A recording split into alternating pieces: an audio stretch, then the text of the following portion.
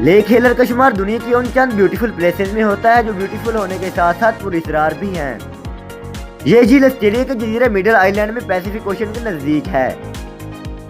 और इसकी क्वालिटी इसके पानी का पिंक कलर है जो इसे इर्द गिर्द के समुद्र के नील ब्लू पानी से मुमताज करता है।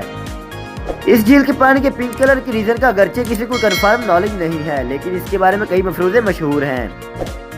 मगर ज्यादा काबिल कबूल थ्योरी यह है कि इसके पिंक कलर की वजह इस नमकीन पानी वाली झील में एक एलिमेंट यानी लीला सैलिना की मौजूदगी है।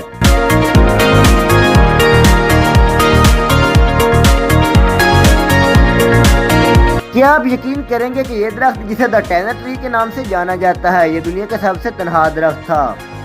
जो कारवां सहारा के इलाके टैनर की